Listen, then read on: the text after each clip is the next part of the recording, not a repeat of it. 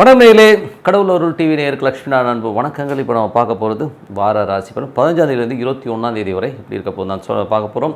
எப்போதும் சொல்கிறதான் லக்னத்துக்கு பாருங்கள். சந்திரனுக்கு அதாவது ராசிக்கு பார்ப்பதை விட லக்னத்துக்கு பார்க்க ரொம்ப பர்ஃபெக்டாக இருக்கும். உதாரணமாக ஒரு மகர லக்னம் விருச்சிக ராசினா நீங்கள் வந்து விருச்சிக ராசிக்கான பலன்களை பார்க்குறதை விட மகர ராசிக்கான பலன்களை பார்க்கும்போது ரொம்ப பர்ஃபெக்டாக இருக்கும். ஃபஸ்ட்டு வந்து பொது பலன்கள் வரும். அதுக்கப்புறம் பார்த்திங்கன்னா உங்களுக்கு தசா புத்தி பலன் வரும்.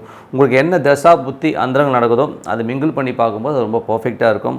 இந்த வீடியோட எண்டில் டிப் ஆஃப் த வீக் இருக்குது, மறக்காமல் பாருங்கள். கும்பராசி. கும்பராசிக்கு வந்து பார்த்திங்கன்னா உங்களோட ராசியாதிபதியான சனி வந்து ராசியிலே இருக்கும்பொழுது கொஞ்சம் சோம்பேறித்தனம் அதிகமாக இருக்கும். மற்றபடி பெரிய சொத்துக்கள் சம்மந்தமான விஷயங்கள், தாய் தந்தை சம்மந்தமான விஷயங்கள் ரொம்ப சிறப்பாக இருக்கும்.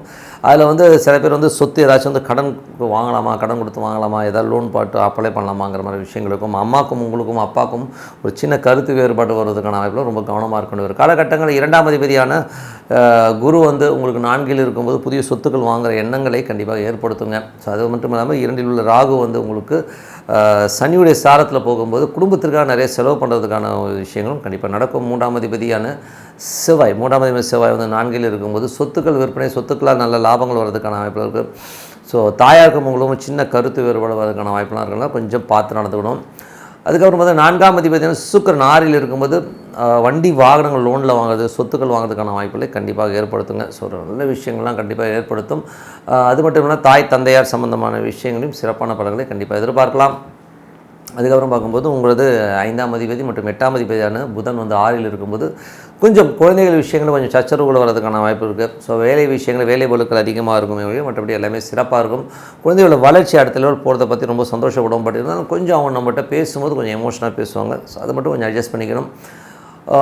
மற்றபடி வந்து கும்ப ராசிக்காரர்களுக்கு வந்து பார்த்திங்கன்னா உங்களுக்கு வந்து 6ஆம் அதிபதியான சந்திரன். ஸோ 6ஆம் அதிபதியான சந்திரன் வந்து பார்த்திங்கன்னா உங்களுக்கு வந்து நல்ல ரீதியில் போனாலும் நல்ல ரீதியில் நல்ல ஒரு வெற்றிகளையும் நல்ல ஒரு பிரயாணங்களை மேற்கொள்வதற்கான வாய்ப்பும், தொழில் வாய்ப்புகள், நல்ல லாபங்களை தருவதற்கான வாய்ப்பும் ரொம்ப சிறப்பாக இருக்குது.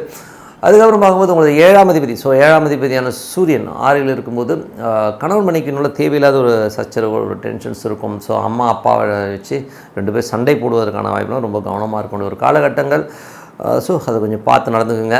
ஸோ மற்றபடி வந்து உங்களுக்கு வந்து 9ஆம் அதிபதி வந்து அந்த மாதிரி இருக்கும்போது அந்த மாதிரி சிக்கல்களை ஏற்படுத்தும். 10ஆம் அதிபதியான செவ்வாய் உங்களுக்கு வந்து 4ல் இருக்கும்போது நல்ல ஒரு லாபங்கள், புதிய முயற்சியில் வெற்றி, தொழில் நல்ல ஒரு வெற்றிகள் கிடைப்பதற்கான வாய்ப்புலாம் ரொம்ப நல்லா இருக்குங்க. ஸோ ஏதாவது லோன்ஸ் கேட்டிருந்தீங்கன்னா கூட தொழில் ரீதியான விஷயம் கண்டிப்பாக கிடைக்கிறதுக்கான வாய்ப்புலாம் ரொம்ப நல்லா இருக்குது. 11ஆம் அதிபதியான குரு வந்து உங்களுக்கு வந்து 4ல் இருக்கும்போது நல்ல சொத்துக்கள் அமைவதற்கான வாய்ப்பு, சொத்து சம்மந்தமான விஷயங்கள், லோன்ஸ் அப்ளை பண்ணிங்கன்னா வண்டி வாகனம் வாங்குறதுக்கான வாய்ப்பு ரொம்ப சிறப்பாக இருக்கும். ஸோ இதுவரை பார்த்தது வந்து பொது பலன்கள். இப்போ வந்து தசாபதி பலன்கள் எப்படி இருக்குன்னு பார்ப்போம். ஸோ தசாபதி பலன்கள் கும்ப லக்னமாக இருந்து சூரிய தசாபதி அந்த சூரியன் வந்து பார்த்திங்கன்னா 7ஆம் தேதி 6ல் இருந்து கணவன் மனைவிக்கு நடுவில் சின்ன ஒரு கருத்து பேதங்கள் வருவதற்கான ரொம்ப கவனமாக இருக்கணும். மற்றபடி கும்ப லக்னமாக இருந்து சந்திர தசாபதி அந்த சிறப்பான பலன்கள், நல்ல வெற்றி, நல்ல லாபங்கள் வருவதற்கான வாய்ப்பு ரொம்ப நல்லாயிருக்கு.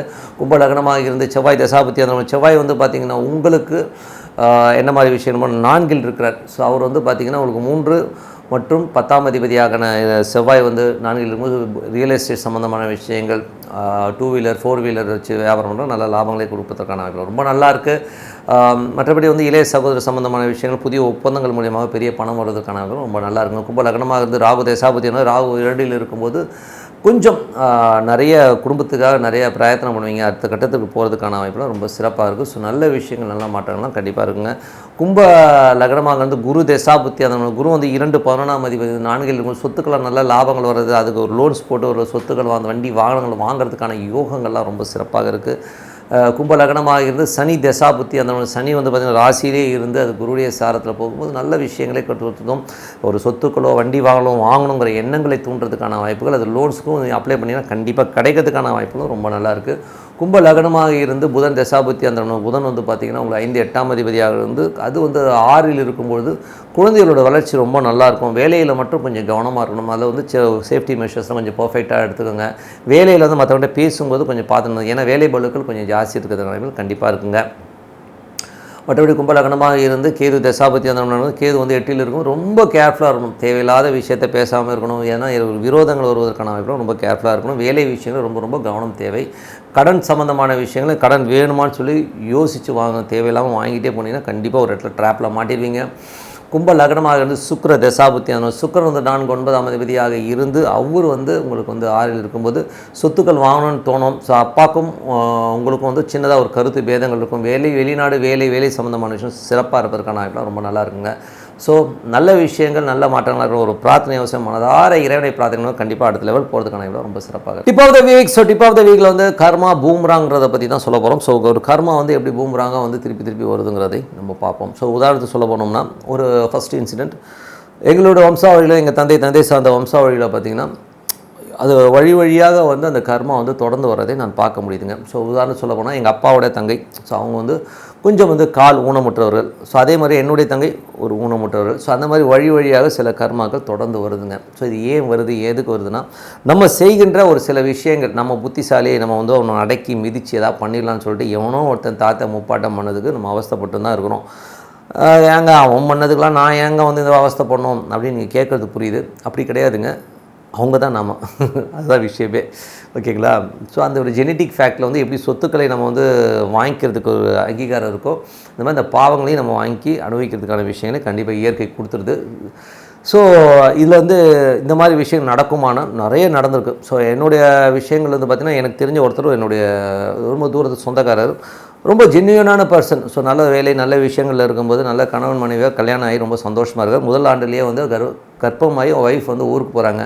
ஸோ ஊருக்கு போகும்போது இங்கே வயசான அம்மாவை பார்த்துக்க முடியல அப்படிங்கிற ஒரு காலகட்டத்தில் வந்து என்ன பண்ணுறாருன்னா, ஒரு வீட்டுக்கு வந்து வெறும் சமையல் ஆக்கிட்டு க்ளீன் பண்ணிட்டு போகிறது ஒரு பொண்ணு வராங்க. ஸோ அது என்ன ஆகிடுதுன்னா ஒரு கொஞ்சம் அஃபேர் ஆகி அவங்க வந்து கன்சீவ் ஆகிற மாதிரி ஒரு சூழ்நிலை வருது. முதல் குழந்தையை பெற்றுட்டு வர அந்த பெண்மணிக்கு வந்து இங்கே புருஷன் வந்து இந்த மாதிரி ஒரு அஃபேரில் இருக்கிறத பார்த்து ரொம்ப ஷாக் ஆகிட்டாங்க. அதுக்கப்புறம் பஞ்சாயத்து பண்ணி அந்த பொண்ணு கர்ப்பமாக இருக்க பொண்ணை வந்து ஏதோ பணம் காசு கொடுத்து அனுப்பிச்சி விட்டாங்க. அது ஒரு பெரிய ஒரு சிக்கலாயிடுச்சு. அந்த பொண்ணு அழுதுகிட்டே போச்சு, இவர் என்ன ஆசை வார்த்தை காட்டி மோசம் பண்ணாருன்னு தெரியல.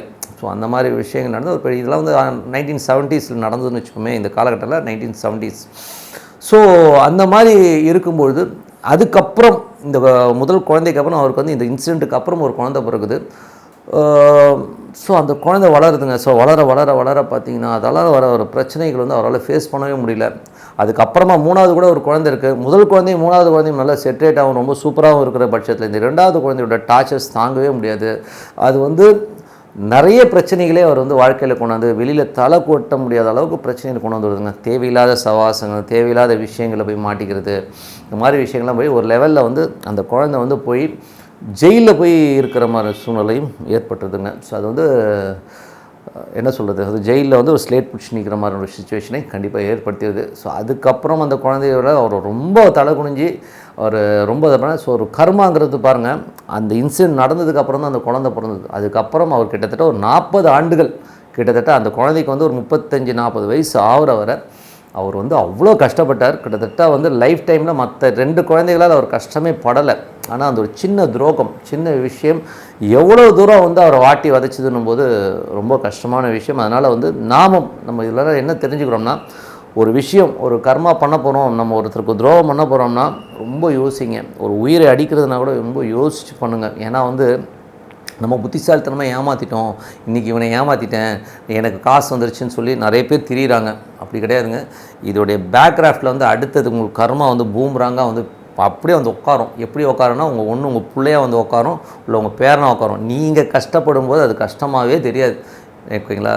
ஆனால் உங்கள் குழந்தைகள் சம்மந்தமான விஷயங்கள் கஷ்டப்படும் போது கண்டிப்பாக கண்ணு ரத்தம் வரும். ஸோ அதனால் யாருக்கும் துரோகம் செய்யாதீங்க. கர்மாவில் பூம்ராங். கடவுள் அருள் டிவியை பார்த்தமைக்கு நன்றிகள். மேலும் இது போன்ற தகவல்களை தெரிந்து கொள்ள கடவுள் அருள் டிவியை சப்ஸ்கிரைப் செய்யுங்கள். மறக்காமல் பெல் ஐக்கானை கிளிக் செய்யுங்கள்.